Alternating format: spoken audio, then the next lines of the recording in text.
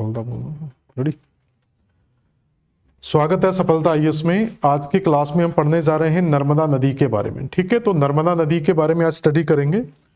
तो यहाँ पर सबसे पहले नर्मदा नदी की कुछ विशेषताओं के बारे में हम चर्चा करते हैं। तो अगर नर्मदा नदी की बात की जाए तो नर्मदा नदी का संबंध भारत के किन किन राज्यों से है, पहले हमें ये क्लियर करना होगा। तो नर्मदा नदी के अपवाह का संबंध है मध्य प्रदेश से, क्योंकि इसका जो मुख्य विस्तार है वो हमें मध्य प्रदेश के अंदर ही मिलता है। मध्य प्रदेश के अलावा मध्य प्रदेश और महाराष्ट्र की सीमा के साथ इसका विस्तार मिलेगा। और फिर तीसरा जो विस्तार है वो हमें गुजरात राज्य के अंतर्गत मिलता है।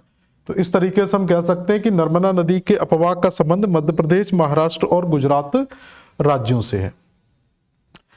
इन तीनों राज्यों की अगर हम बात करें, मध्य प्रदेश, महाराष्ट्र और गुजरात, तो इसमें उद्गम जो होता है वो मध्य प्रदेश के अनूपपुर जिले से होगा। तो मध्य प्रदेश के सबसे पूर्वी क्षेत्र में अनूपपुर जिले में अमरकंटक की जो पहाड़ियां हैं, तो यहां पर हम कह सकते हैं कि इस नदी का जो उद्गम है वो अमरकंटक से होगा। अमरकंटक कहां पड़ेगा? अनूपपुर जिले में। तो इस अमरकंटक से ये नदी निकलेगी और पूर्व से पश्चिम दिशा में प्रवाहित होते हुए पूरे मध्य प्रदेश को पूर्व से पश्चिम दिशा में प्रवाहित होगी और मध्य प्रदेश और महाराष्ट्र की सीमा, फिर महाराष्ट्र और गुजरात की सीमा बनाते हुए फाइनली खंबात की खाड़ी में इस नदी का मुहाना होता है और एक बड़ी एस्चुरी 24 से 27 किलोमीटर लंबी एस्चुरी का निर्माण ये नदी करती है। इस नदी की अगर हम विशेषताओं की बात करें तो सबसे पहली विशेषता आती है कि भारत में जो बड़ी नदियां हैं तो भारत की 5वीं सबसे बड़ी नदी है। तो पहला हम ये कह सकते हैं कि यह नदी भारत की 5वीं सबसे बड़ी नदी है। दूसरी विशेषता की अगर हम बात करें तो हम ये कह सकते हैं कि यह मध्य प्रदेश की सबसे बड़ी नदी है। मध्य प्रदेश की सबसे बड़ी नदी, तो भारत की 5वीं सबसे बड़ी नदी, मध्य प्रदेश की सबसे बड़ी नदी। और इसके अलावा अगर हम कहें कि ये पश्चिम की ओर प्रवाहित होने वाली वेस्ट फ्लोइंग रिवर में जाएंगे तो पश्चिम की ओर प्रवाहित होने वाली सबसे बड़ी नदी, प्रवाहित होने वाली भारत की सबसे बड़ी नदी, भारत और मध्य प्रदेश। ठीक है, भारत ही नहीं तो केवल मध्य प्रदेश नहीं, पूरे भारत में सबसे बड़ी नदी है। तो ये 3 पॉइंट आपको सबसे पहले याद रखने हैं। पहला याद रखेंगे कि ये नर्मदा नदी भारत की 5वीं सबसे बड़ी नदी है और मध्य प्रदेश की सबसे बड़ी नदी है और पश्चिम की ओर प्रवाहित होने वाली सबसे बड़ी नदी। इसके अलावा अगर हम और देखें तो इसे मध्य प्रदेश की गंगा कहा जाता है पवित्रता के आधार पर। तो मध्य प्रदेश की गंगा के नाम से जाना जाता है, पवित्र नदी माना जाता है। मध्य प्रदेश की सबसे बड़ी धार्मिक नदी मानी जाएगी। धार्मिक स्थल इसके ऊपर सबसे ज्यादा मिलते हैं। तो एक धार्मिक स्थल है जिसकी पूजा की जाती है मध्य प्रदेश में, नदी जिसकी पूजा की जाती है, मां नर्मदा के नाम से इस नदी को पूजा जाता है। तो ये धार्मिकता के अकॉर्डिंग भी एक महत्वपूर्ण नदी है। इसके अलावा इस नदी की बात करें तो भ्रंश घाटी में प्रवाहित होने वाली, तो ये नदी भ्रंश घाटी में प्रवाहित होती है। तो भ्रंश घाटी में प्रवाहित होने वाली सबसे बड़ी नदियों में शामिल है। पूरे भारत में भ्रंश घाटी में प्रवाहित होने वाली सबसे बड़ी नदी मिलती है नर्मदा। अब क्वेश्चन आता है कि ये किन भ्रंश घाटियों के बीच में प्रवाहित होती है। तो इसके उत्तर में अगर हम जाते हैं तो यहां पर हमें सतपुड़ा पर्वत श्रेणी मिलती है। तो इसके उत्तर में क्या मिलता है? सतपुड़ा पर्वत श्रेणी। और इसके दक्षिण में अगर हम जाते हैं तो यहां पर हमें मिलती है, सॉरी उल्टा हो गया, तो यहां पर आपकी विंध्य पर्वत श्रेणी मिलेगी। और इसके दक्षिण में अगर हम जाते हैं तो सतपुड़ा पर्वत श्रेणी मिलेगी। तो हम ये कह सकते हैं कि ये विंध्य और सतपुड़ा पर्वत श्रेणियों के बीच में प्रवाहित होती है और इन दोनों के बीच में निर्माण होता है हमारा नर्मदा भ्रंश घाटी का। सामान्यतः अगर हम भारत में बात करें तो सामान्यतः भारत की जो नदियां हैं वो पश्चिम से निकलने के बाद पूर्व की ओर प्रवाहित होती हैं। तो नदियों की जो सामान्य दिशा है वो पश्चिम से निकलती हैं और नदियां पूर्व की ओर प्रवाहित होती हैं, जिसका प्रमुख कारण यह रहता है कि भारत के जो प्रायद्वीपीय भारत है तो पूरे प्रायद्वीप का जो ढाल है वो पश्चिम से पूर्व की ओर है। यहाँ उत्तर पश्चिम से दक्षिण पूर्व की ओर कह सकते हैं। इसलिए हम कह सकते हैं कि मध्य प्रदेश की अधिकांश प्रायद्वीपीय नदियां उत्तर पश्चिम से दक्षिण पूर्व की ओर या पश्चिम से पूर्व की ओर प्रवाहित होती हैं। तो यह मध्य प्रदेश की एक ऐसी नदी है जो उल्टी प्रवाहित होती है। तो यहां से भी क्वेश्चन आता है कि मध्य प्रदेश में उल्टी प्रवाहित होने वाली नदी कौन सी है, अपोजिट डायरेक्शन में प्रवाहित होने वाली नदी कौन सी है। तो प्रवाह का जो ढाल है या प्रायद्वीप का जो ढाल है वो पश्चिम से पूर्व है, लेकिन इस नदी का जो प्रवाह है तो नदी का प्रवाह उल्टा चलता है पूर्व से पश्चिम, जिसका प्रमुख कारण है कि ऊंचाई होने के बावजूद भी यहाँ पर भ्रंश घाटी का निर्माण होना। तो हम कह सकते हैं कि भ्रंश घाटी होने के कारण, तो यहाँ पर एक बहुत बड़ी भ्रंश घाटी होने के कारण ये नदी उल्टी बहती है या अन्य नदियों की अपेक्षा इसका डायरेक्शन उल्टा रहता है। तो नर्मदा और ताप्ती दो नदियां हैं जो उल्टी प्रवाहित होती हैं। क्लियर हुई यहां तक कहानी? तो ये इसकी कुछ विशेषताओं की बात कर सकते हैं। इसके बाद हमें यह देखना है कि नर्मदा नदी मध्य प्रदेश के 16 जिलों से प्रवाहित होती है। वैसे 15 जिले माने जाते हैं। नर्मदा सेवा यात्रा के अंदर सिवनी जिले को भी शामिल किया गया था, इसलिए हम इसके 16 जिले मान सकते हैं कि नर्मदा नदी मध्य प्रदेश के 16 जिलों से प्रवाहित होती है। उसके बाद महाराष्ट्र के 1 जिले से और गुजरात के 2 जिलों से प्रवाहित होती है। तो सबसे पहले देखो, गुजरात और महाराष्ट्र के नहीं भी याद करेंगे तो चल जाएगा मध्य प्रदेश के लिए, लेकिन हमें मध्य प्रदेश के 16 जिलों के बारे में पता होना चाहिए कि नर्मदा नदी किन 16 जिलों में प्रवाहित होती है। तो मैं आपको यहाँ पर पूरे के पूरे 16 जिले रटवाऊंगा नहीं, बल्कि यहाँ पर मैप में आपको पूरे के पूरे 16 जिलों के बारे में दिखा रहा हूं। तो अगर इन 16 जिलों की बात की जाए कि ये 16 जिले कौन कौन से हैं, तो इस नदी का उद्गम कहां से हुआ था, तो हम जानते हैं कि नदी का उद्गम अनूपपुर जिले से होता है। तो इस नदी पर बनने वाला पहला जो जिला होगा वो होगा अनूपपुर जिला। तो अनूपपुर जिले की अमरकंटक की पहाड़ियों से इस नदी का उद्गम होगा। तो अनूपपुर से निकलने के बाद ये नदी ऊंचाई से दक्षिण की ओर प्रवाहित होती है। तो ऊपर से दक्षिण की ओर नदी ये प्रवाहित होगी अनूपपुर जिले से। फिर ये नदी उत्तर दिशा में चली जाती है डिंडोरी की ओर।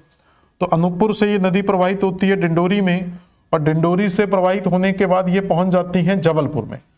जबलपुर से फिर ये नदी, तो यहाँ पर आप देखेंगे तो उत्तर से दक्षिण की ओर नदी प्रवाहित हुई। तो पहला जिला मिला अनूपपुर। दूसरा जो जिले की बात करेंगे वो मिलेगा डिंडोरी जिला, और डिंडोरी जिले से निकलने के बाद ये नदी प्रवेश करेगी जबलपुर जिले के अंदर। तो तीसरा जो जिला मिलेगा हमें वो कौन सा होगा, जबलपुर। तो पहला मिलेगा अनूपपुर, अनूपपुर के बाद मिलेगा डिंडोरी, और डिंडोरी के बाद पहुंचेंगे हम जबलपुर जिले में।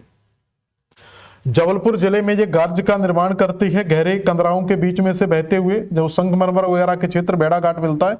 तो यहां से प्रवाहित होने के बाद ये नदी प्रवेश कर जाती है मंडला जिले में। तो मंडला जिले में कम ही इसका प्रवाह मिलता है। तो मंडला जिले के बाद ये प्रवाहित होती है सिवनी जिले में। तो हमें जो चौथा जिला मिलेगा वो है मंडला, और मंडला से प्रवेश कर जाएगी सिवनी में। सिवनी से निकलने के बाद ये नदी सिवनी जिले में, सिवनी को थोड़ा सा ही स्पर्श करती है। नर्मदा सेवा यात्रा में सिवनी को शामिल किया गया था। सामान्यतः सिवनी में इसका विस्तार नाम मात्र का ही मिलता है, फिर भी अब भी मान लेते हैं सिवनी जिले में, मतलब यहां से क्रॉस कर जाएगी एक तरीके से, इस तरीके से यहां से। तो रियलिटी यहां पर है, लेकिन हम यहां से बना लेते हैं। तो सिवनी जिला इसके ऊपर 5वां जिला होगा। सिवनी के बाद प्रवेश करेगी नरसिंहपुर में, तो नरसिंहपुर इसके ऊपर बनने वाला 6वां जिला होगा। नरसिंहपुर से प्रवेश कर जाती है रायसेन में, तो रायसेन इसके ऊपर 7वां जिला होगा। और रायसेन से प्रवेश कर जाती है नर्मदापुरम में, तो नर्मदापुरम इसके ऊपर बनने वाला 8वां जिला होता है। तो क्लियर हो गए? तो पहले 8 जिले आपको यहां पर बताने हैं। तो इस नदी का उद्गम अनूपपुर जिले से हुआ। अनूपपुर, डिंडोरी, जबलपुर, मंडला, सिवनी, नरसिंहपुर, रायसेन और नर्मदापुरम, इन सारे ही जिलों में नर्मदा नदी प्रवाहित होती है। तो एक बार आप एनिमेशन के साथ इस नदी को देख सकते हैं। पूरे के पूरे 16 जिले इस नदी पर आपको दिखाई देंगे। तो सबसे पहले ये नदी अनूपपुर जिले में प्रवाहित होगी। अनूपपुर जिले में ही इस पे ऊपर कपिलधारा, दुग्धारा जैसे जलप्रपात हमें देखने को मिलेंगे। इसके बाद ये नदी डिंडोरी जिले में प्रवेश करेगी, और डिंडोरी जिले से ये दक्षिण से फिर उत्तर दिशा की ओर प्रवाहित होती है। तो डिंडोरी जिले में दक्षिण से उत्तर की ओर प्रवाहित होगी, और डिंडोरी से प्रवेश करेगी जबलपुर में, और जबलपुर में ही ये जो भेड़ाघाट धुआंधार जलप्रपात है उन क्षेत्रों से प्रवाहित होते हुए प्रवेश करेगी मंडला में, और मंडला से मंडला की सीमा और सिवनी जिले की सीमा बनाते हुए ये प्रवेश कर जाती है नरसिंहपुर जिले के अंदर। तो मंडला सिवनी को केवल आपको सीमा क्षेत्रों में ही याद रखना है। और नरसिंहपुर के बाद ये नदी आगे सीधा उत्तर की ओर बढ़ती हुई चली जाएगी और प्रवेश करेगी रायसेन जिले के अंदर। और रायसेन जिले के बाद ये नदी प्रवेश कर जाती है नर्मदापुरम जिले के अंदर। तो ये आपके कुछ जिले यहाँ पर आपको याद रखने हैं। पहला जिला अनूपपुर, दूसरा डिंडोरी, तीसरा मंडला, चौथा जबलपुर, 5वां सिवनी, 6वां नरसिंहपुर, 7वां रायसेन और 8वां यहां पर मिलेगा आपको नर्मदापुरम। इन 8 जिलों के बाद, तो नर्मदापुरम तक के 8 जिले आप लोग याद रख सकते हैं। इस नर्मदापुरम के बाद अगर हम देखें, तो नर्मदापुरम के 8 जिलों के बाद अगर हम देखें तो ये नदी नर्मदापुरम के बाद 2 जिलों में और प्रवेश करेगी। तो 8वां जिला हमारा था वो नर्मदापुरम, इसके बाद 9वें जिले में जाती है वो है सीहोर, और 10वें जिले में प्रवेश करती है वो है हरदा। हरदा के बाद ये प्रवेश कर जाएगी देवास के अंदर। तो हरदा के बाद ये किस जिले में प्रवेश करेगी? देवास में, और देवास से प्रवेश कर जाती है खंडवा, और खंडवा के बाद ये प्रवेश करेगी। तो 10वां जिला है इसके ऊपर हरदा। हरदा के बाद मिलेगा देवास, 11वां जिला। फिर 12वें जिले में प्रवेश करेगी खंडवा में, और खंडवा से प्रवेश कर जाती है खरगोन के अंदर। तो 13वां जिला है खरगोन। खरगोन के बाद प्रवेश करेगी धार में, तो 14वां जिला मिलता है धार, और धार के बाद आ जाती है बड़वानी में, और 15वां जिला मिलता है हमें बड़वानी। अब यहां से समझना, जब ये बड़वानी जिले में प्रवेश करती है तो बड़वानी जिले में इस तरीके से यहां से प्रवेश करेगी ये। तो बड़वानी जिले के साथ ये महाराष्ट्र की सीमा बनाएगी, और उसके बाद अलीराजपुर में प्रवेश करेगी, और अलीराजपुर जिले के साथ भी महाराष्ट्र की सीमा बनाएगी। तो महाराष्ट्र की सीमा जो मध्य प्रदेश में बनती है लगभग 34 किलोमीटर की ये सीमा है। तो मध्य प्रदेश की के साथ जो महाराष्ट्र की सीमा है वो नंदुरबार जिले के साथ मिलती है। यहाँ पर कौन सा जिला मिलता है? नंदुरबार जिला। तो महाराष्ट्र का यहाँ पर जो दोस्तों जिला मिलता है वो कौन सा है? नंदुरबार जिला। और इस नंदुरबार जिले के साथ 34 किलोमीटर की सीमा बनाती है, जो मध्य प्रदेश के बड़वानी और अलीराजपुर जिले और महाराष्ट्र के नंदुरबार जिले के मध्य स्थित है। इसके बाद ये नदी प्रवेश कर जाती है गुजरात में। तो जब गुजरात में प्रवेश करती है तो यहाँ पर गुजरात और महाराष्ट्र के मध्य लगभग ये 40 किलोमीटर की सीमा बनाती है। तो मध्य प्रदेश और महाराष्ट्र के बीच में कितनी, मध्य प्रदेश और महाराष्ट्र के बीच में 34 किलोमीटर की सीमा है, और महाराष्ट्र और गुजरात के बीच में जाएंगे तो लगभग 40 किलोमीटर की सीमा ये बनाती है। उसके बाद बाकी का जो प्रवाह है वो पूरे का पूरा गुजरात के अंदर मिलता है। तो गुजरात के अंदर इसका पूरा प्रवाह जो 161 किलोमीटर का मिलता है, और 1077 किलोमीटर का जो प्रवाह है वो हमें मध्य प्रदेश के अंदर मिलता है। तो ये प्रवाह अभी बात करेंगे बाद में प्रवाह की, लेकिन सबसे पहले आपको पूरे के पूरे जिले याद हो जाने चाहिए। क्लियर हो गया? तो सबसे पहले आपको टारगेट करना है कि आपको पूरे के पूरे जिले याद हो जाएं। तो देखें यहाँ, तो हरदा के बाद ये प्रवेश करती है देवास में, और देवास के बाद से ये प्रवेश कर जाती है खंडवा में, और खंडवा से होते हुए खरगोन, और खरगोन के बाद ये प्रवेश करेगी धार, और धार से आएगी दक्षिण की ओर मुड़ेगी बड़वानी जिले में, और बड़वानी से अलीराजपुर की सीमा बनाते हुए महाराष्ट्र में, और महाराष्ट्र के बाद ये प्रवेश कर जाती है गुजरात के अंदर। तो देखें, तो मध्य प्रदेश के ये पूरे मैप को एक साथ आप देख सकते हो, जिसको मैंने जूम करके 2 पार्ट्स के अंदर समझाया था। तो हम यहाँ पर नदी के उद्गम की बात करेंगे, तो पूरे जिले को एक बार देख सकते हो। तो अनूपपुर जिले से निकलेगी, अनूपपुर से डिंडोरी, डिंडोरी से मंडला, जबलपुर, सिवनी, नरसिंहपुर, इसके बाद रायसेन, फिर नर्मदापुरम, फिर सीहोर, सीहोर से हरदा, देवास, खंडवा, खरगोन, फिर धार में, धार से बड़वानी और अलीराजपुर के मध्य सीमा बनाते हुए गुजरात, महाराष्ट्र, और महाराष्ट्र के बाद गुजरात में होते हुए खंबात की खाड़ी में इसका मुहाना होता। तो ये पूरे के पूरे मध्य प्रदेश के 16 जिलों की रूपरेखा मैंने आपको यहाँ पर समझा दी है। सिवनी को थोड़ा अलग से माइंडसेट रखना, सेवा यात्रा में सिवनी को शामिल किया गया था, वैसे इसमें जो नॉर्मली है वो 15 जिले हमें मिलते हैं। तो ये क्लियर हो गया। अब एक एक करके नर्मदा नदी की सारी चीजों को हम डिटेल से पढ़ेंगे। सारी चीजों को एक साथ नहीं पढ़ना है। सामान्यतः क्या होता है, जब हम इसकी क्लास करते हैं तो एक ही जगह पर, जैसे जबलपुर स्टार्ट किया, वहीं पर सहायक नदी, वहीं पर जलप्रपात, सारी चीजों को एक साथ कर दिया जाता है। तो इतना ज्यादा बर्डन हो जाता है कि समझ में नहीं आता। हम सारी चीजों को टुकड़ों में याद रखेंगे और उसके बाद सारी चीजों को एक साथ लेकर आएंगे। तो सबसे पहले बात करते हैं कि इस नदी का उद्गम कहाँ से होता है? अमरकंटक से।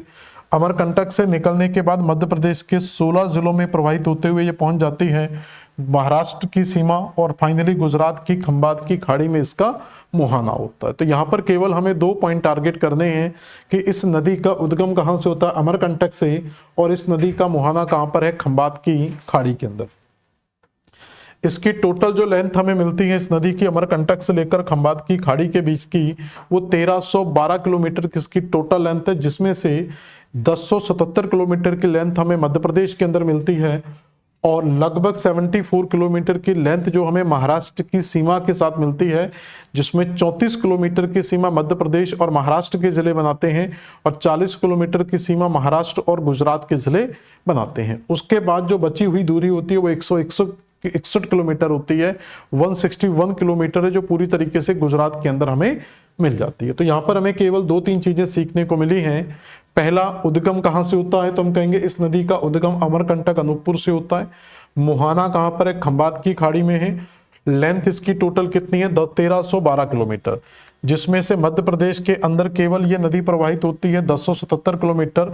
महाराष्ट्र में इस जगह पर जो इसका प्रवाह मिलता है, यहाँ पर इस जगह पर थोड़ा सा प्रवाह, तो इसमें 74 किलोमीटर का प्रवाह मिलता है। इस 74 किलोमीटर को अगर हम 2 पार्ट में डिवाइड करें, जिसमें से 34 किलोमीटर का प्रवाह मध्य प्रदेश और महाराष्ट्र के बॉर्डर पर मिलता है और 40 किलोमीटर का जो प्रवाह है वो महाराष्ट्र और गुजरात के बॉर्डर पर मिलता है।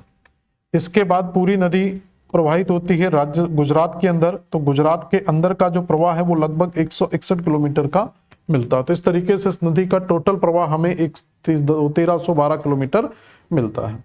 इस नदी को कई पुरातन नामों से जाना जाता है, जैसे इसका पुरातन नाम मिलता है मेकाल, तो मेकाल रेंज से निकलने के कारण ही इसको मेकाल सुता के नाम से जाना जाता है। इसे रेवा के नाम से भी जाना जाता है, इसे शिव की पुत्री के नाम से भी जाना जाता है, इसे नामादोष जो टोलमी के नाम दिया गया था, और इसके अलावा इसे सोमो देवी या सोम देवी के नाम से भी जाना जाता है। तो ये मां नर्मदा नदी के आप 2-4 नामों को याद रख सकते हैं। क्लियर हुआ यहां तक? इसके बाद अगर हम बढ़ें तो इसका पूरे का पूरा प्रवाह, तो इसके पूरे प्रवाह की अगर हम बात करें तो इस नदी का पूरा प्रवाह 1312 किलोमीटर था।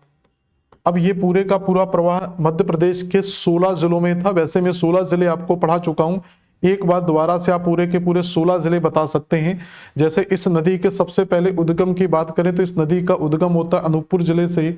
अनूपपुर के बाद ये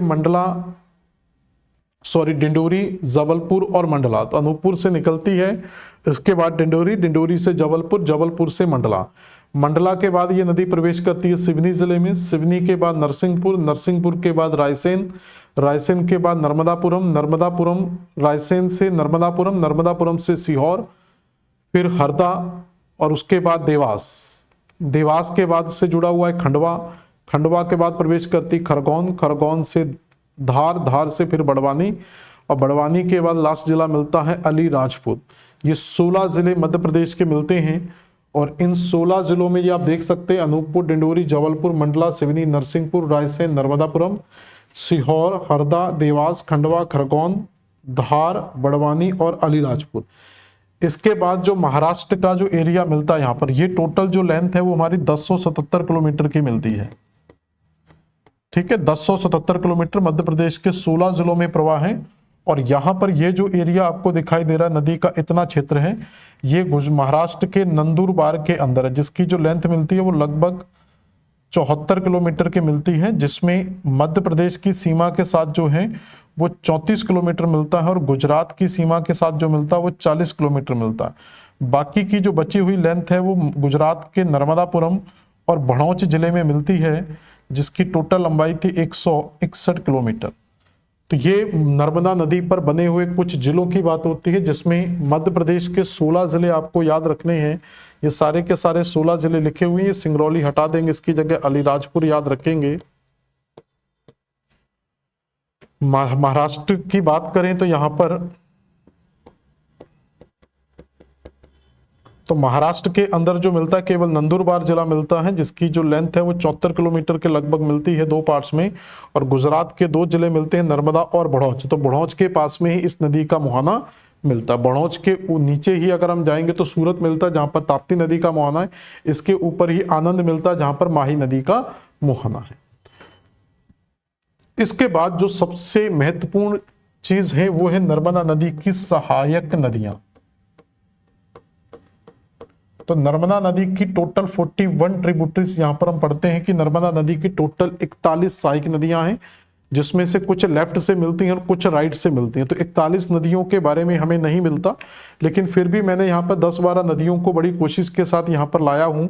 तो उन सारी नदियों को आप देख सकते हैं कि कौन कौन सी महत्वपूर्ण नदियां इसके अंतर्गत हमें मिलती हैं। तो इस नदी का उद्गम कहाँ से होता है? तो इस नदी का उद्गम अमरकंटक की पहाड़ियों से होता है। और किस जिले से होता है? अनूपपुर से। तो इसका उद्गम कहाँ से होगा? अनूपपुर से। अनूपपुर से निकलने के बाद ये दूसरे जिले में जब प्रवेश करती है तो दूसरा जिला इस नदी पर मिलता है डिंडोरी। तो पहला अनूपपुर मिलेगा, दूसरा कौन सा मिलेगा? डिंडोरी। डिंडोरी के अंदर ही इससे आकर एक नदी मिलती है। ये देखो, एक चीज याद रखना कि ये नदी का जो डायरेक्शन है इस तरीके से है, इधर से जो नदी मिलेगी वो सारी की सारी लेफ्ट की कहलाएगी और इधर से जो नदी मिलेगी वो सारी की सारी राइट की कहलाएगी। तो लेफ्ट से मिलने वाली सबसे पहली जो नदी मिलेगी वो है चाकरार नदी। तो चाकरार नदी का संगम कहां पर होता है? ये मैंने सारे के सारे जिले संगम के बताए। तो डिंडोरी जिले में चाकरार नदी का संगम हमें मिलेगा। इसके बाद डिंडोरी जिले में ही दूसरी नदी मिलती है कोरेर नदी। तो कोरेर नदी भी कहां पर मिलती है? डिंडोरी जिले के अंदर ही मिलती है। इसके बाद डिंडोरी जिले में ही यहां पर एक नदी मिलती है जिसको कहते हैं सिलगी नदी। तो डिंडोरी में 3 नदियां हमें यहां पर मिलेंगी। तो एक चकरार नदी, दूसरा कोरेर नदी और तीसरा सिलगी नदी। तो ये तीनों ही नदियों का संगम किस जिले में होता है? डिंडोरी जिले के अंदर आपको याद रखना है। डिंडोरी के बाद अगर हम देखेंगे तो ये नदी उत्तर की ओर प्रवाहित करती है और जबलपुर जिले के अंदर प्रवेश करती है। जबलपुर जिले के अंदर जाएंगे तो जबलपुर में इससे आकर एक नदी मिलती है काफी बड़ी और इसको कहा जाता है पेरियाट नदी। तो पेरियाट नदी भी काफी ज्यादा इंपोर्टेंट नदी है इसकी। तो ये नदी कहां से मिली? ये 2 नदियां हमारी लेफ्ट से मिली थी और ये नदियां किधर से मिलेंगी? राइट से। तो पहली नदी तो डिंडोरी के अंदर 3 नदियां याद रखना, 2 नदियां लेफ्ट से, चकरार नदी और कोरेर नदी, और एक नदी राइट से मिलेगी जिसका नाम है सिलगी नदी। इसके बाद जबलपुर के अंदर जब हम पहुंचेंगे तो जबलपुर में राइट हैंड से मिलेगी पेरियाट नदी और पेरियाट परियोजना भी यहां पर हमें मिलती है। जबलपुर के बाद यह नदी दक्षिण की ओर प्रवाहित होती है और मंडला जिले में प्रवेश करती है। जब मंडला जिले में पहुंचेंगे तो मंडला जिले में भी इसकी एक सहायक नदी मिलेगी जिसे कहा जाता है खारमेर नदी। ए और कर लेना इसमें, खारमेर नदी। तो मंडला जिले में कौन सी नदी मिलती है? खारमेर नदी। किस जिले में मिलेगी? मंडला जिले के अंदर। खारमेर नदी के बाद की अगर हम बात करें तो यहां पर मिलती है बंजर नदी। तो बंजर मंडला में सबसे प्रमुख नदी है, लेफ्ट हैंड से मिलने वाली नदी है खारमेर और बंजर। दोनों ही नदियों का संगम कहां पर होता है? मंडला जिले के अंदर होता है। इसके बाद अगर हम देखें यहां पर तो ये नदी प्रवेश करती है सिवनी में। तो सिवनी में कोई खास नदी मिलती नहीं है, सिवनी के नाम से ही एक नदी छोटी सी मिल जाती है। सिवनी के बाद ये नदी प्रवेश करती है नरसिंहपुर जिले के अंदर। सिवनी के बाद प्रवेश करेगी नरसिंहपुर जिले में। तो नरसिंहपुर जिले के अंदर लेफ्ट से इससे आकर एक नदी मिलेगी जिसको कहते हैं शेर नदी। तो शेर भी इसकी सबसे प्रमुख सहायक नदियों में आती है। और शेर के बाद एक नदी मिलेगी शंकर नदी। तो शेर और शंकर दोनों ही नदियां किस जिले के पास आकर मिलती हैं? तो नरसिंहपुर जिले में आकर मिलती हैं शेर और शंकर नदियां। इसके बाद राइट हैंड से इसमें आकर एक नदी मिलती है हिरण नदी, जो सबसे बड़ी नदी है। तो राइट हैंड की सबसे बड़ी नदी कौन सी मिलती है? हिरण नदी, जो जबलपुर से होते हुए नरसिंहपुर में जाकर मिलती है। कई बार इसको जबलपुर जिले में ही मिला दिया जाता है, लेकिन जो रियलिटी है वो जबलपुर की साइड से आएगी और नरसिंहपुर जिले के अंदर ही जाकर मिलेगी, जो नर्मदा की राइट हैंड की सबसे प्रमुख या बड़ी सहायक नदी हमें मिलती है। नरसिंहपुर जिले के बाद ये नदी आगे की ओर प्रवाहित होती है और अगला जिला जो मिलता है वो है रायसेन। रायसेन जिले के अंदर एक नदी आकर इसमें मिलेगी। इस नदी को कहा जाता है टांडोडी नदी या तांदोनी नदी। तो रायसेन जिले के अंदर कौन सी नदी आकर मिलेगी? तो यहां पर मिलेगी तांदोनी नदी। इसके बाद ये नदी आगे प्रवेश करती है नर्मदापुरम जिले में। तो रायसेन से आ जाएगी किस जिले में? नर्मदापुरम में। तो नर्मदापुरम जिले के अंदर जब प्रवेश करेगी तो नर्मदापुरम के अंदर ही इससे एक नदी मिलती है जिसको कहते हैं दूधी नदी। आती है इधर से, ये नीचे हरदा वगैरह से। तो ये नर्मदापुरम जिले के अंदर आपको याद रखनी है। तो नर्मदापुरम जिले के अंदर ये नदी आपको मिल जाएगी।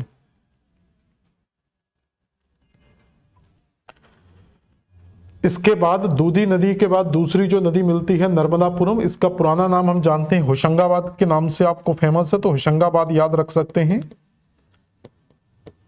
तो होशंगाबाद के अंदर ही इससे एक प्रमुख नदी मिलती है जिसको कहा जाता है तवा नदी। और तवा नदी की अगर हम बात करें तो ये लेफ्ट की सबसे बड़ी सहायक नदी है। तो लेफ्ट हैंड की सबसे बड़ी नदी, तो लेफ्ट की सबसे बड़ी नदी की बात करें तो वो कौन सी है? तवा नदी। और तवा नदी को जानते हैं, यहाँ पर तवा जलाशय भी बना हुआ है जिसको रामसर सूची के अंदर अभी हाल ही 2024 में शामिल भी किया है। तो ये होशंगाबाद जिले की सबसे प्रमुख नदी मिलती है, तवा नदी।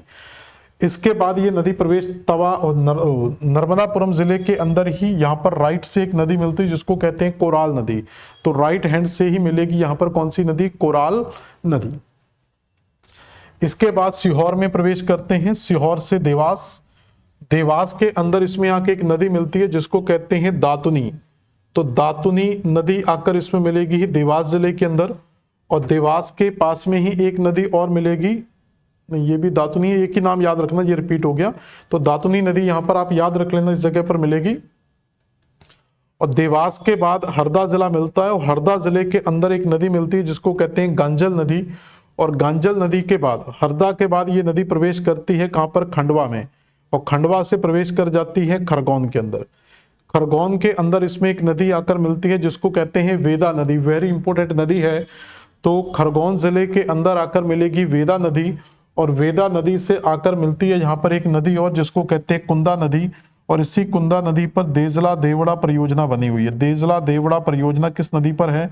हम पढ़ते हैं कुंदा नदी पर। और कुंदा किसकी सहायक नदी है? वेदा की सहायक नदी है। कई किताबें कुंदा को नर्मदा की डायरेक्ट सहायक नदी बताती हैं, जो कि गलत है।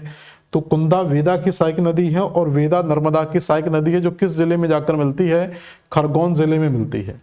खरगोन जिले में ही राइट हैंड से एक नदी आकर मिलती है जिसको कहते हैं चोरल नदी। तो चोरल नदी खरगोन जिले में राइट हैंड पर आकर मिलती है। खरगोन जिले में ही एक नदी और मिलती है जिसको कहते हैं मालन नदी। और उसके बाद ये नदी प्रवेश करती है अलीराजपुर और बड़वानी में। तो बड़वानी और अलीराजपुर के बाद इसकी सीमा खत्म हो जाती है मध्य प्रदेश में। और अलीराजपुर जिले के अंदर ही इसमें एक लास्ट नदी आकर मिलती है जिसको कहते हैं हथनी नदी। तो हथनी नदी किस जिले में आकर मिलती है? अलीराजपुर जिले के अंदर मिलती है। तो ये इतनी मैंने नदियां आपको यहाँ पर करवा दी हैं। तो इतनी नदियां शायद ही आपको कभी देखने को मिली हो। तो ऐसा बहुत ज़्यादा मेहनत करने के बाद मैंने गूगल मैप के साथ मेहनत करके ये सारी नदियों को निकाला हुआ है। किताबों में आपको इतनी नदियां कभी भी नहीं मिलेंगी, ठीक है। तो ये अभी भी पूरी नहीं है, याद रखना, अभी भी पूरी नदियां नहीं है। कुछ नदियों के बारे में हमने अब स्टडी की है। जैसे राइट से अगर हम बात करें तो राइट हैंड पर अगर आप जाओगे तो राइट हैंड की मैंने कितनी नदियां आपको बता दी हैं। तो ये राइट की नदियां हैं। तो राइट में हमने एक नदी पढ़ी, सबसे पहले यहां पर हमने देखा सिगली नदी, दूसरी पेरियाट नदी, तीसरी हिरण नदी, चौथी यहां पर मैंने टांडोडी नदी पढ़ा दी, पांचवी कोरल नदी हो गई, छठवीं टांडोदी नदी हो गई, सातवीं चोरल नदी हो गई, आठवीं मालन नदी और नौवीं हथनी नदी। तो लगभग 9 नदियां हम पढ़ चुके हैं किसकी? राइट हैंड की। अगर लेफ्ट की बात की जाए तो लेफ्ट में हम लगभग नदियां पढ़ चुके हैं 1, 2, 3 बंजर, 4 शेर, 5 शंकर, 6वीं दूधी, 7वीं तवा, 8वीं गंजल, 9वीं वेदा और 10वीं कुंदा। तो लगभग 10 नदियां हम यहाँ पर पढ़ चुके हैं राइट हैंड पर। तो 20-22 नदियां तो मैंने यहाँ पर आपको कवर करवा दी हैं, ठीक है। तो एक बार स्क्रीनशॉट ले लो इसका, देख लो इसको एक बार।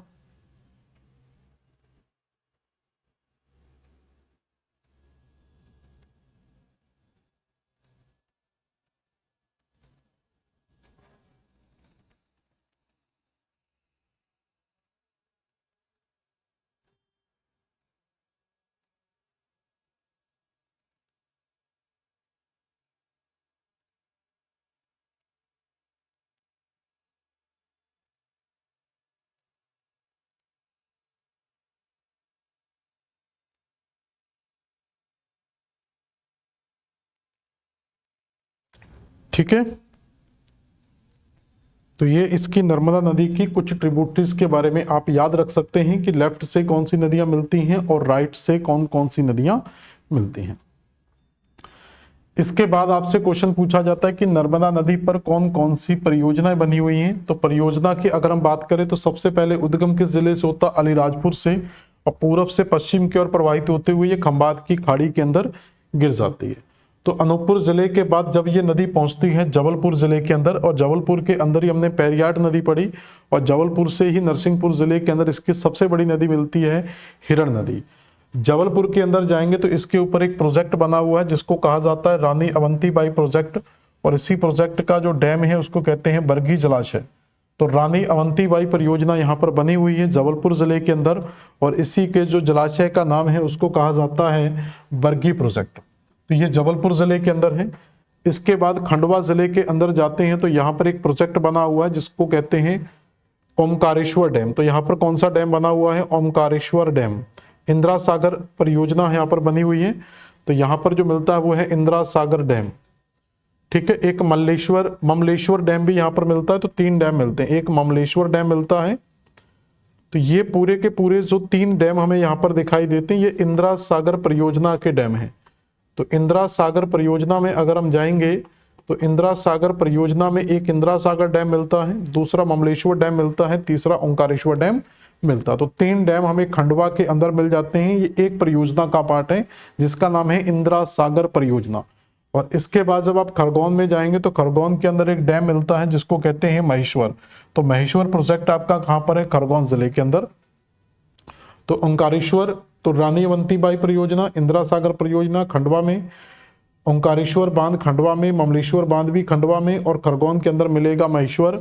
और नर्मदा नदी पर जो सबसे बड़ी बांध परियोजना है वो है सरदार सरोवर परियोजना, जो किस जिले में स्थित है? गुजरात जिले में स्थित है। तो सरदार सरोवर परियोजना गुजरात जिले में स्थित है, जो नर्मदा नदी की सबसे बड़ी बहुउद्देशीय परियोजनाओं में शामिल होती है।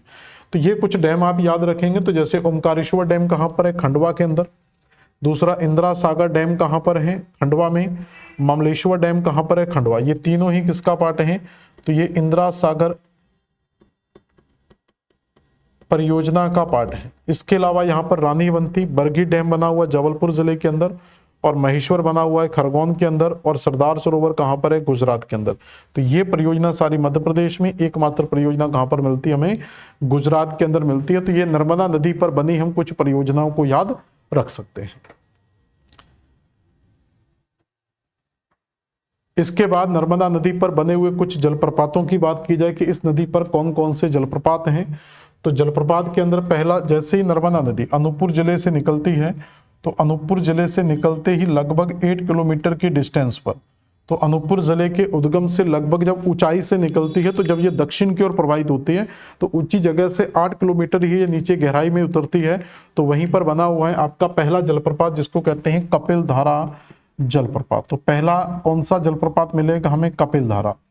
कपिल धारा से लगभग थोड़ा सा और आगे जाते हैं, लगभग 100 किलोमीटर एरिया जब ये कवर करती है तो इसी 100 किलोमीटर की रेंज में हमें दूसरा जलप्रपात मिल जाता है जिसको कहते हैं दुग्ध धारा जलप्रपात। तो ये 2 जलप्रपात हमें कुछ ही किलोमीटर के अंदर मिलते हैं। तो इसका मतलब पहला, जब ऊंचाई से ये नदी नीचे उतरती है तो वो कपिल धारा जलप्रपात से उतरती है, और इसके बाद जब ये और नीचे मैदानी क्षेत्रों में उतरती है तो वो कहां से उतरती है? दुग्ध धारा जलप्रपात से।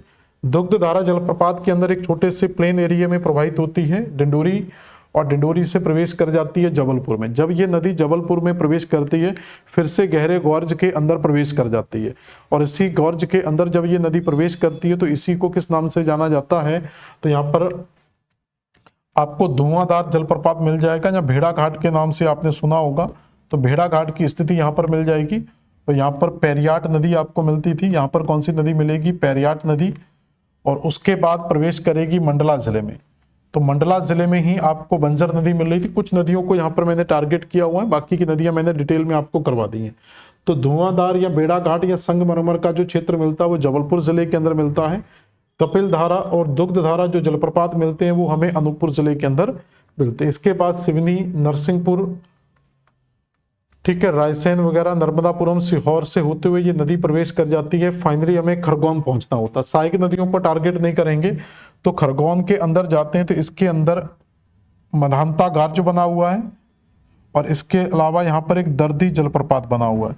तो मधानता गार्ज और दर्दी जलप्रपात हमें यहाँ पर मिलते हैं। और इसके बाद जब खरगोन में प्रवेश करती है तो एक जलप्रपात हमें खरगोन जिले के अंदर मिलता है जिसको कहते हैं सहस्त्र धारा जलप्रपात। तो इस तरीके से इस नदी पर बने हुए कुछ जलप्रपात आप याद रख सकते हैं, जैसे कपिल धारा, दुग्ध धारा, बेड़ा घाट, मधानता, दर्दी और सहस्त्र धारा के बारे में। तो ये कुछ महत्वपूर्ण जलप्रपात हैं, ये सारे लिखे हुए हैं। कपिल धारा अनूपपुर जिले में है, दुग्ध धारा अनूपपुर जिले में, धुआंधार जबलपुर में, मंडांता खंडवा के अंदर, दर्दी खंडवा के अंदर, ससदारा खरगोन जिले के अंदर। तो ये 5 से 6 देखो पढ़ोगे तो जलप्रपात तो बहुत सारे हमें मिल ही जाते हैं, लेकिन उसके लिए हम जलप्रपात की क्लास अलग से करते हैं। तो नर्मदा नदी पर जो मुख्य जलप्रपात हैं वो हमारे यहीं पर ही, ये 5-6 जलप्रपात आपको मुख्यतः याद रखने हैं। इसके बाद नर्मदा नदी के घाटों में काफी ज्यादा चर्चा की जाती है। जैसे इस नदी पर ऊपर जबलपुर में जब हम जाते हैं तो जबलपुर में ही इसके में बना हुआ है एक ग्वारी घाट जो काफी ज्यादा प्रसिद्ध होता है, और जबलपुर में ही यहाँ पर बना हुआ तिलवारा घाट जहां पर गांधी जी की अस्थियों का विसर्जन किया गया था। तो गांधी जी की अस्थियों का जो विसर्जन किया गया था वो कहां पर किया गया था? तिलवारा घाट में ही किया गया था। इसके अलावा नरसिंहपुर के अंदर जाते हैं तो यहाँ पर हमें बरमान घाट मिलता है, और नर्मदापुरम के अंदर जाते हैं तो यहाँ पर हमें सेठानी घाट, तो यहाँ पर बरमान घाट और सेठानी घाट हमें 2 मिलते हैं। और इसके अलावा खरगोन जिले के अंदर जाते हैं तो हमें महेश्वर घाट मिलता है। तो ये 3-4 घाट आपको नर्मदा नदी पर याद रखने होते हैं। तो एक बार इसको देख लें।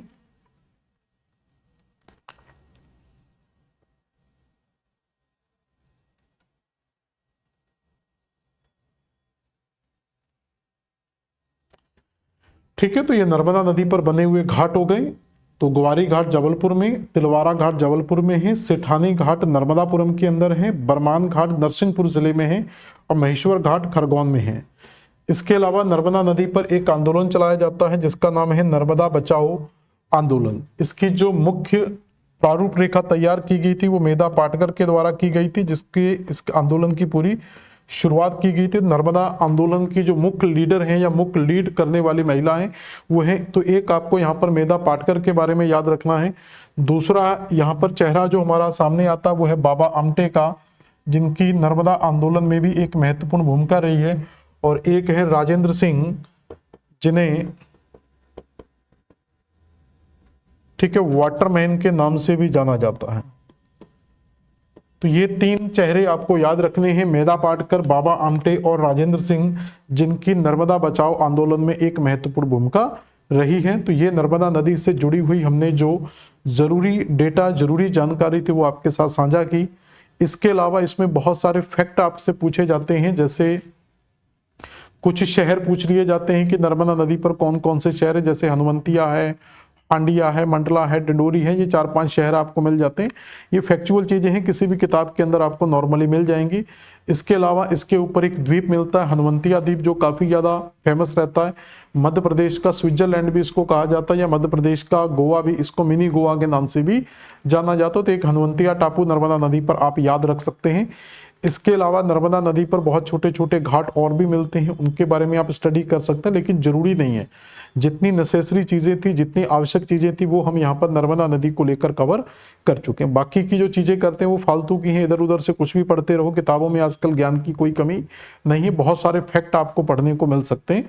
अगर आप फैक्ट को याद करना चाहो तो कर सकते हैं, लेकिन आवश्यक चीजें हमने आपको पूरी कंप्लीट करवा दी हैं। तो ये नर्मदा नदी से जुड़ी हुई सारी कहानी आपकी कंप्लीट होती है। तो इस तरीके से हमने मध्य प्रदेश की सारी नदियों के बारे में आपको कंप्लीट करा दिया। सबसे पहले हमने उत्तर पूर्व की ओर बहने वाली नदियां चंबल, सिंध, बेतवा, कैंट, टोन, सोन के बारे में पढ़ लिया था। दक्षिण की ओर प्रवाहित होने वाली नदियां पेंच, वेन, वर्धा, वेनगंगा, कानन, ये सारी नदियां कंप्लीट की थी। और पश्चिम की ओर प्रवाहित होने वाली नदियां नर्मदा, ताप्ती और माही भी कंप्लीट हो जाती हैं। तो इस तरीके से आपकी ये सारी चीजें कंप्लीट होती हैं। नेक्स्ट क्लास के अंदर हम पढ़ेंगे नदियों से जुड़ी हुई कुछ परियोजना। वैसे तो मैंने नदियों के साथ साथ आपको सारी परियोजनाएं कंप्लीट करवा दी हैं, लेकिन फिर भी हम एक क्लास अलग से बनाएंगे जिसके अंदर केवल नर्मदा नदी और अन्य सहायक नदियां जो भी हैं, या अन्य एक तरीके से मध्य प्रदेश की सारी सहायक नदियां और मुख्य नदियों के ऊपर बनी हुई छोटे मोटे डैम और परियोजनाओं की हम अगली क्लास में चर्चा करेंगे। मिलते हैं नेक्स्ट क्लास में। धन्यवाद।